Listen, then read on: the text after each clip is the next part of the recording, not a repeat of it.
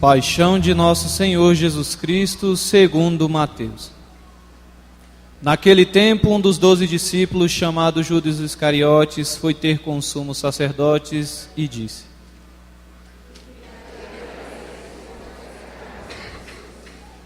Combinaram então 30 moedas de prata. E daí em diante, Judas procurava uma oportunidade para entregar Jesus. No primeiro dia da festa dos ázimos, os discípulos aproximaram-se de Jesus e perguntaram: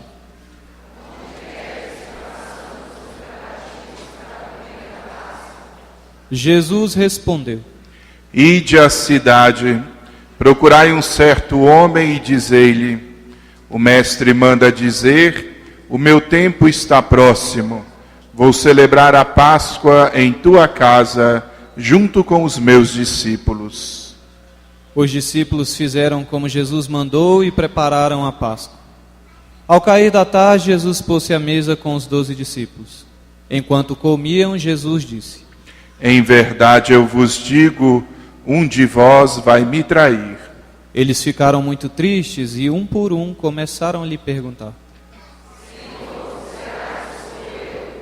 Jesus respondeu: Quem vai me trair é aquele que comigo põe a mão no prato. O Filho do Homem vai morrer, conforme diz a Escritura a respeito dele. Contudo, ai daquele que trair o Filho do Homem, seria melhor que nunca tivesse nascido. Então Judas, o traidor, perguntou. Jesus lhe respondeu: Tu o dizes. Enquanto comiam, Jesus tomou um pão e, tendo pronunciado a bênção, partiu, distribuiu aos discípulos e disse: Tomai e comei, isto é o meu corpo. Em seguida tomou um cálice, deu graças e entregou-lhes, dizendo: Bebei dele todos, pois isto é o meu sangue, o sangue da aliança, que é derramado em favor de muitos, para a remissão dos pecados. Eu vos digo, de hoje em diante não beberei deste fruto da videira, até o dia em que convosco beberei o vinho novo no reino do meu Pai. Depois de terem cantado salmos, foram para o Monte das Oliveiras. Então Jesus disse aos discípulos: Esta noite vós ficareis decepcionados por minha causa, pois assim diz a Escritura: ferirei o pastor e as ovelhas do rebanho se dispersarão.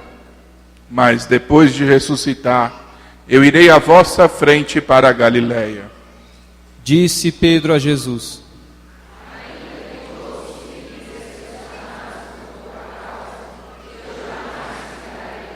Jesus lhe declarou: Em verdade eu te digo que esta noite, antes que o galo cante, tu me negarás 3 vezes.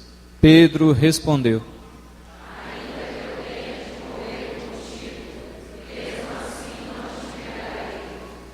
E todos os discípulos disseram a mesma coisa. Então Jesus foi com eles a um lugar chamado Getsêmani e disse: Sentai-vos aqui, enquanto eu vou até ali para rezar. Jesus levou consigo Pedro e os 2 filhos de Zebedeu e começou a ficar triste e angustiado. Então Jesus lhes disse: Minha alma está triste até a morte. Ficai aqui e vigiai comigo. Jesus foi um pouco mais adiante, prostrou-se com o rosto por terra e rezou: Meu Pai, se é possível, afaste-se de mim este cálice. Contudo, não seja feito como eu quero, mas sim como tu queres. Voltando para junto dos discípulos, Jesus encontrou-os dormindo e disse a Pedro: Vós não fostes capazes de fazer 1 hora de vigília comigo? Vigiai e rezai, para não cairdes em tentação, pois o espírito está pronto, mas a carne é fraca. Jesus se afastou pela 2ª vez e rezou: Meu Pai, se este cálice não pode passar sem que eu beba, seja feita a tua vontade. Ele voltou de novo e encontrou os discípulos dormindo, porque seus olhos estavam pesados de sono. Deixando-os, Jesus afastou-se e rezou pela 3ª vez, repetindo as mesmas palavras. Então voltou para junto dos discípulos e disse: Agora podeis dormir e descansar. Eis que chegou a hora, e o Filho do Homem é entregue nas mãos dos pecadores. Levantai-vos, vamos, aquele que me vai trair já está chegando. Jesus ainda falava quando veio Judas, um dos 12, com uma grande multidão armada de espadas e paus. Vinham a mandado dos sumos sacerdotes e dos anciãos do povo. O traidor tinha combinado com eles um sinal, dizendo: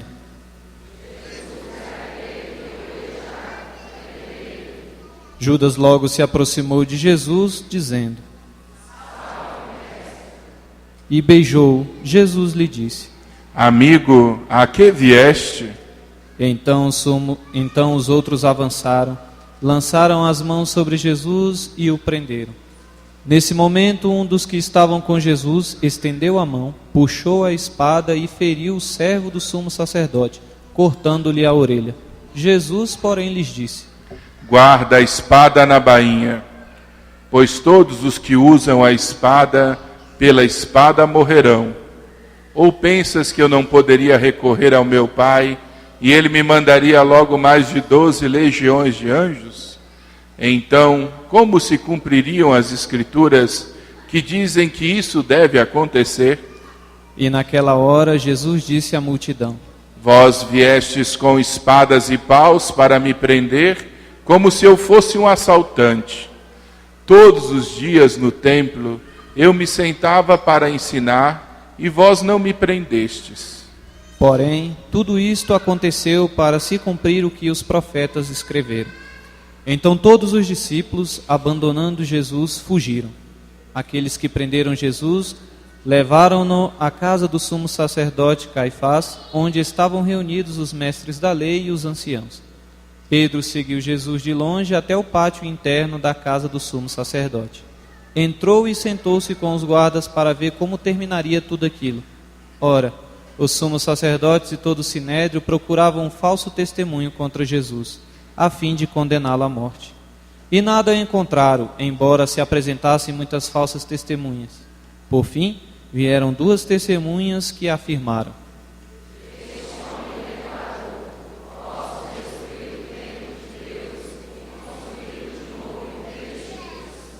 Então o sumo sacerdote levantou-se e perguntou a Jesus: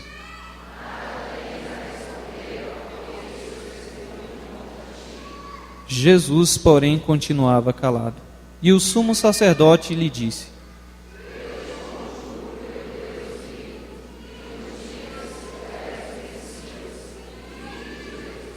Jesus respondeu: Tu dizes.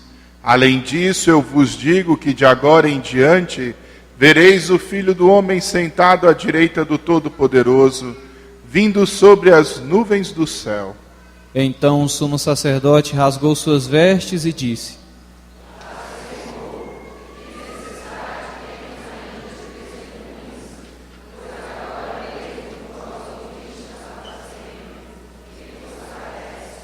Responderam. Então cuspiram no rosto de Jesus e o esbofetearam. Outros lhe deram bordoadas, dizendo: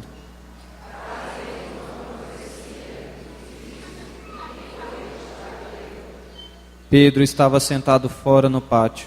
Uma criada chegou perto dele e disse: Mas ele negou diante de todos. E saiu para a entrada do pátio. Então uma outra criada viu Pedro e disse aos que estavam ali: Pedro negou outra vez, jurando. Pouco depois, os que estavam ali aproximaram-se de Pedro e disseram: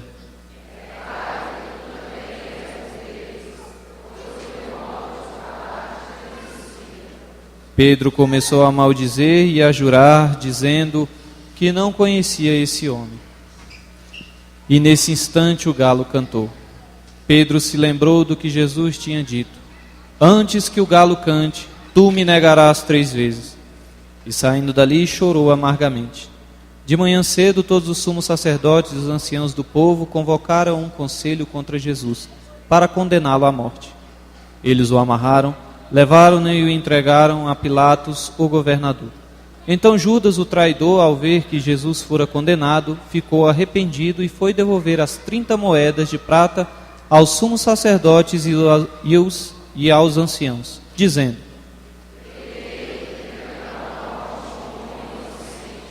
Eles responderam: Judas jogou as moedas no santuário, saiu e foi se enforcar. Recolhendo as moedas, os sumos sacerdotes disseram: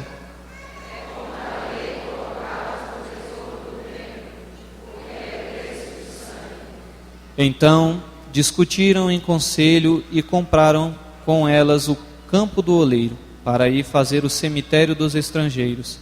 É por isso que aquele campo até hoje é chamado de Campo de Sangue. Assim se cumpriu o que tinha dito o profeta Jeremias: Eles pegarão as 30 moedas de prata, preço do precioso, preço com que os filhos de Israel o avaliaram, e as deram em troca do campo do oleiro, conforme o Senhor me ordenou. Jesus foi posto diante do governador e este o interrogou. Jesus declarou: É como dizes. E nada respondeu, quando foi acusado pelos sumos sacerdotes e anciãos. Então Pilatos perguntou: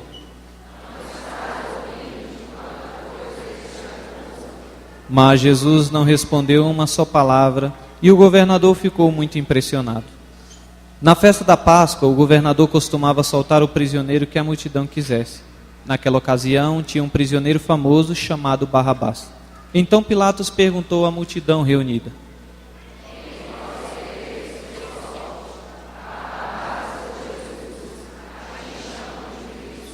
Pilatos bem sabia que eles haviam entregado Jesus por inveja. Enquanto Pilatos estava sentado no tribunal, sua mulher mandou dizer a ele: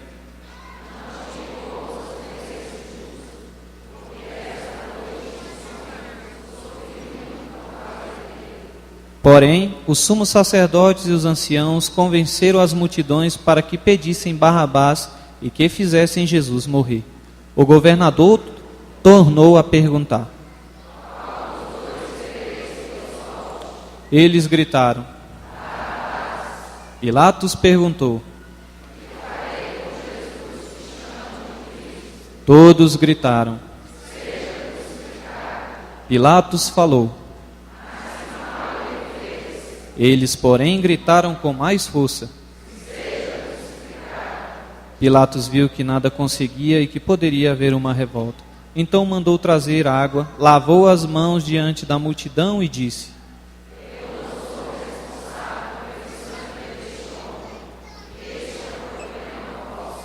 O povo todo respondeu: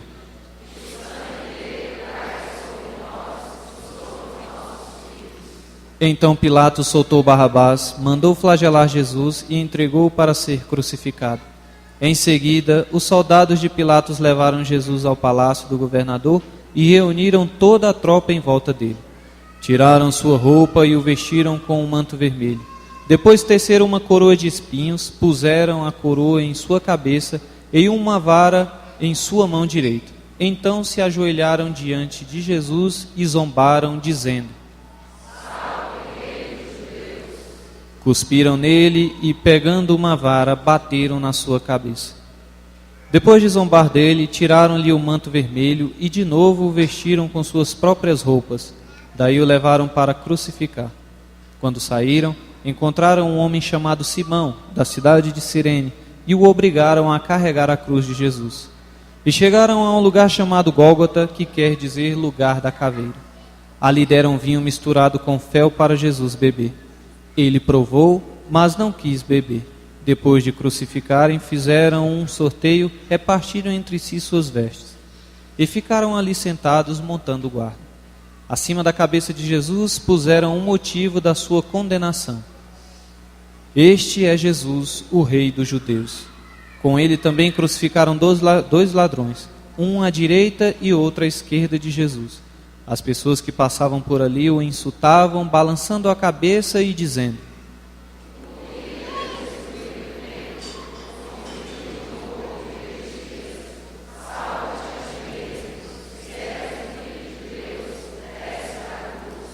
Do mesmo modo, os sumos sacerdotes, juntos com os mestres da lei e os anciãos, também zombavam de Jesus.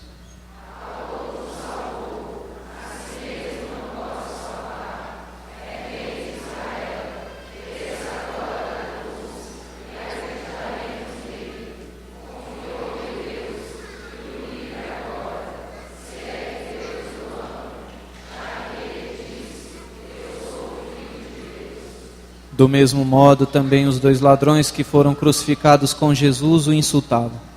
Desde o meio-dia até as 3 horas da tarde houve escuridão sobre toda a terra. Pelas 3 horas da tarde, Jesus deu um forte grito. Eli, Eli, lama sabachthani. Que quer dizer, meu Deus, por que me abandonaste? Alguns dos que estavam ali ouvindo isso disseram. E logo um deles, correndo, pegou uma esponja, ensopou-a em vinagre, colocou-a na ponta de uma vara e lhe deu para beber. Outros, porém, disseram.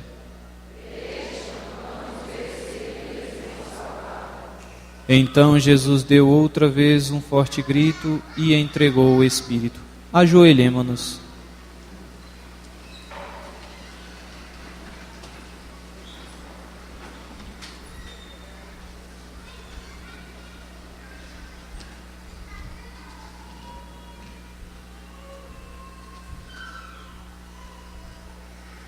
Levantemo-nos. E eis que a cortina do santuário rasgou-se de alto a baixo. Em 2 partes a terra tremeu e as pedras se partiram. Os túmulos se abriram e muitos corpos dos santos falecidos ressuscitaram. Saindo dos túmulos, depois da ressurreição de Jesus, apareceram na cidade santa e foram vistos por muitas pessoas. O oficial e os soldados que estavam com ele guardando Jesus, ao notarem o terremoto e tudo o que havia acontecido, ficaram com muito medo e disseram. Grande número de mulheres estavam ali olhando de longe. Elas haviam acompanhado Jesus desde a Galileia, prestando-lhe serviço. Entre elas estavam Maria Madalena, Maria, mãe de Tiago e de José, e a mãe dos filhos de Zebedeu. Ao entardecer veio um homem rico de Arimateia, chamado José, que também se tornara discípulo de Jesus. Ele foi procurar Pilatos e pediu o corpo de Jesus. Então Pilatos mandou que lhe entregasse o corpo. José, tomando o corpo, envolveu-o num lençol limpo e colocou-o em um túmulo novo, que havia mandado escavar na rocha. Em seguida rolou uma grande pedra para fechar a entrada do túmulo e retirou-se. Maria Madalena e a outra mulher, Maria, estavam ali sentadas diante do sepulcro. No dia seguinte, como era o dia depois da preparação para o sábado, os sumos sacerdotes e os fariseus foram ter com Pilatos e disseram: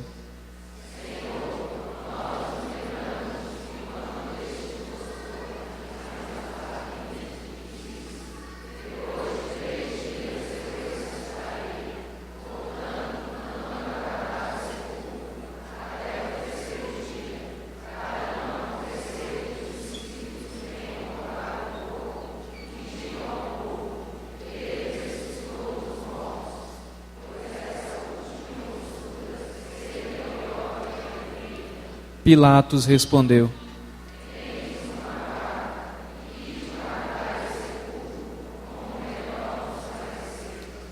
Então eles foram reforçar a segurança do sepulcro, lacraram a pedra e montaram guarda. Palavra da salvação. Glória a vós, Senhor.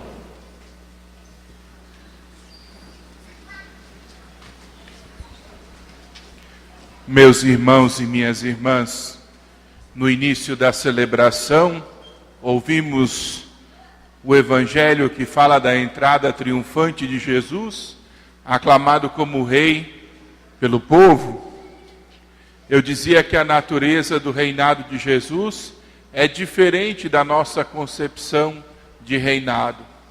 Jesus é um rei pastor, é aquele que conduz o seu povo, que vai na frente, cuidando do rebanho e mostrando o caminho. Mas é interessante como essa verdade do pastoreio de Deus nos coloca também diante de uma outra necessidade. Como redimir a humanidade inteira ferida pela experiência do pecado?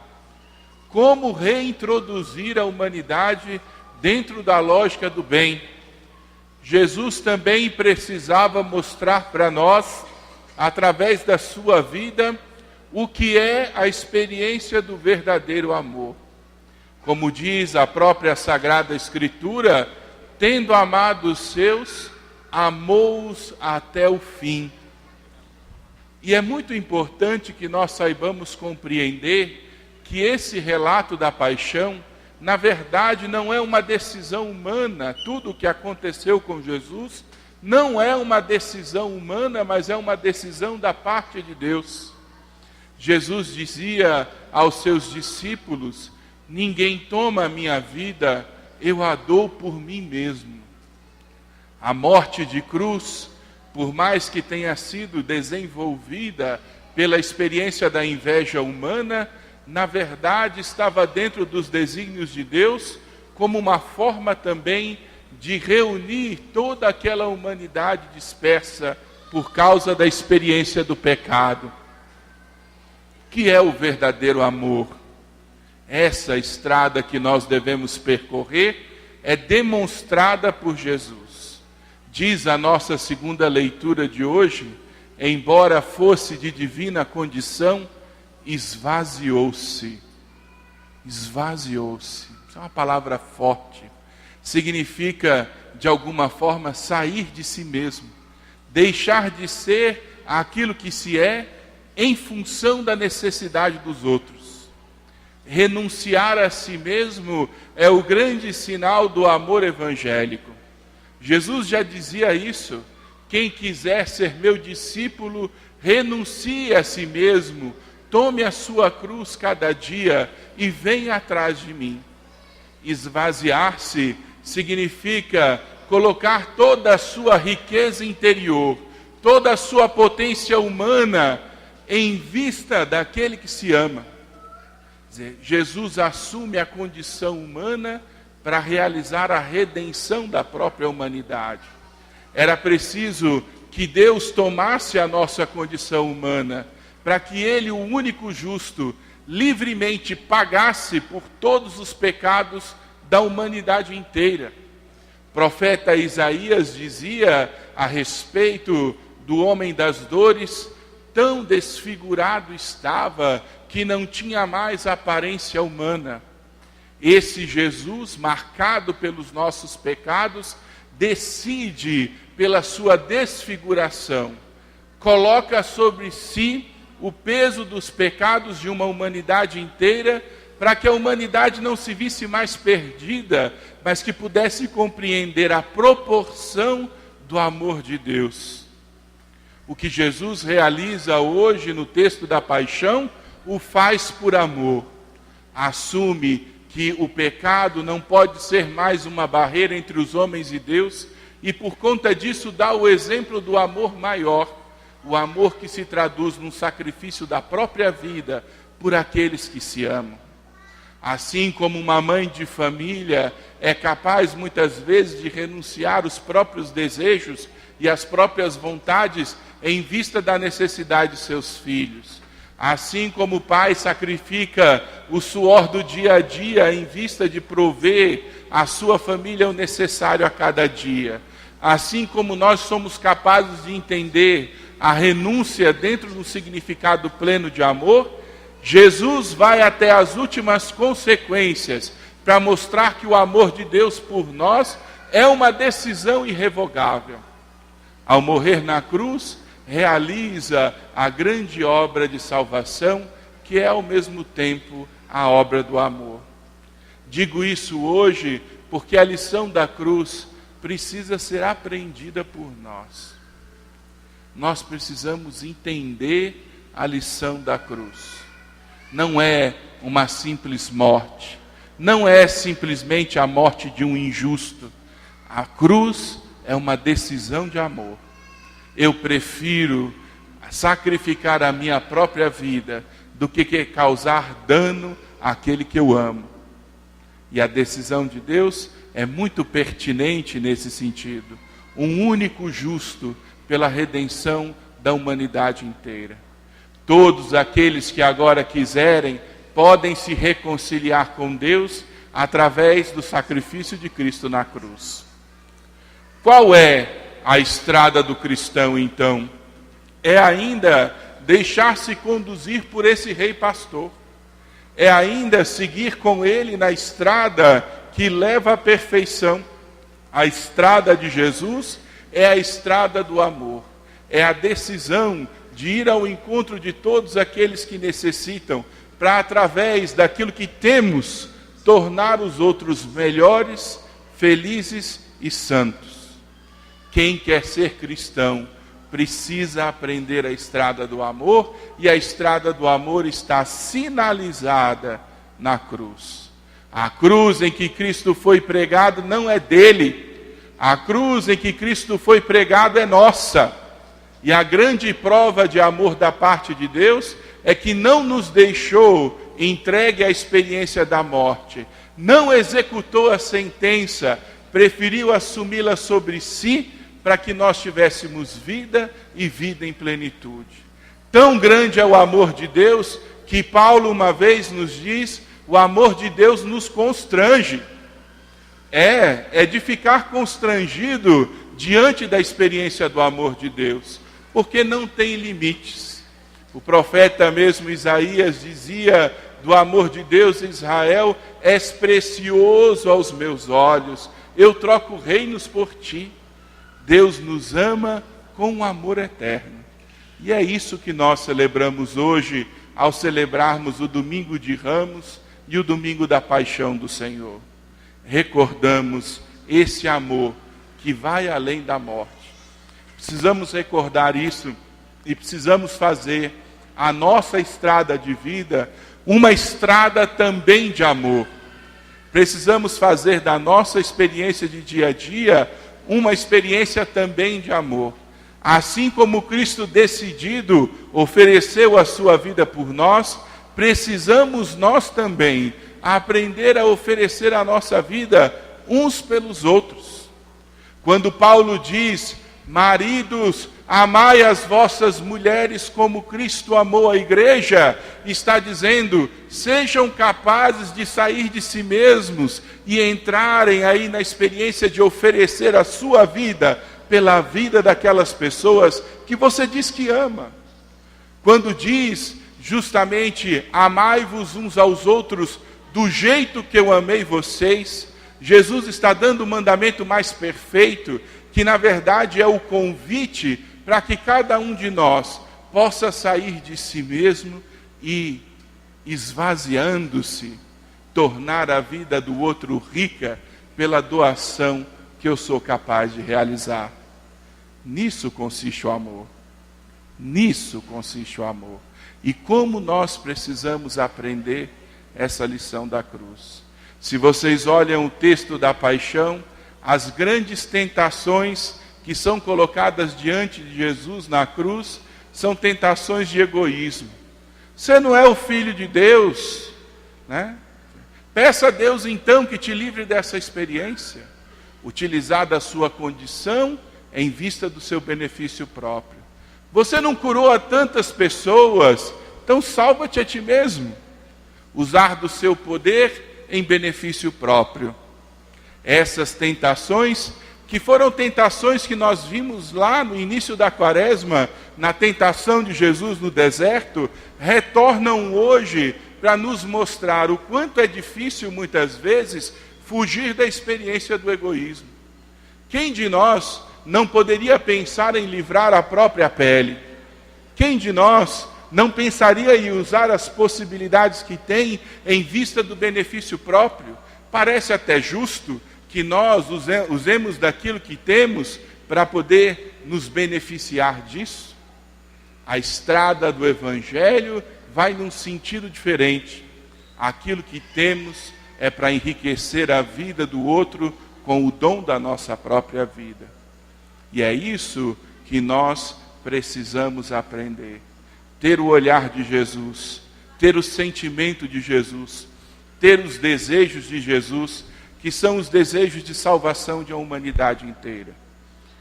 Nos convençamos do amor, para poder, a partir do amor, traçar a estrada daquela que é a verdadeira experiência cristã. Hoje o Senhor nos convida com muita abertura, com muita verdade, de uma forma muito direta, né, na experiência da cruz, a mudarmos a experiência da nossa vida. A cruz, ao mesmo tempo, é um anúncio e uma denúncia. É um anúncio do amor de Deus, que nós precisamos ter na experiência da nossa vida como exemplo. E é a denúncia do egoísmo humano, que ao querer tomar o lugar de Deus, quer eliminar Deus da experiência das suas vidas. É duro que essa mesma multidão, que ao mesmo tempo reconhece o Cristo como o filho de Davi, o Messias, dias depois seja capaz de gritar: crucifica-o fora com ele. Se tiramos Deus da experiência da nossa vida, nós tiramos o amor da nossa vida. Se tiramos o amor da nossa vida, não temos mais nada que possa valer a pena ao coração humano. Hoje, então, ao olhar a experiência da cruz do Senhor, que nós cresçamos no desejo de amar mais, como fomos amados por Deus. Louvado seja nosso Senhor Jesus Cristo.